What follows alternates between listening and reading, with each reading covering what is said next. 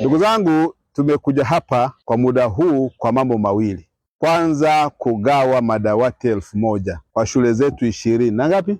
Shule zetu 21 za msingi. Halmashauri yetu kama sehemu ya Jamhuri ya Muungano wa Tanzania tumejipanga vizuri kuhakikisha watoto wetu wanasoma vizuri na kwenye mazingira rafiki. Na bahati nzuri, ndugu zangu wazazi mlioko hapa na wananchi, ukituuliza kipaumbele chetu namba 1 kama Temeke, tutakwambia ni elimu. Ukituuliza kipaumbele namba 2, tutakwambia ni elimu.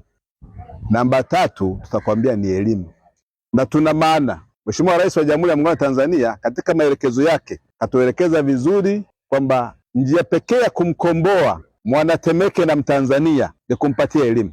Na ndio maana sisi sehemu kubwa ya bajeti yetu tunaelekeza kwenye elimu. Zinafuata huduma zingine za afya, barabara na kadhalika na kadhalika, lakini elimu ni namba 1. Kwenye bajeti yetu ya mwaka huu tumetenga sio chini ya bilioni 5 fedha kwa ajili ya kutengeneza nini? Madawati.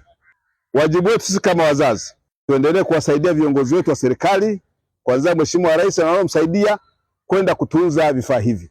Lakini la pili, tujitahidi watoto wote waende shule. Ndugu zangu, nawaambia mwenye dhamana ya kuhakikisha kila Mtanzania anapata elimu ni Dr. Samia Suluhu Hassan, na sisi tunaomsaidia.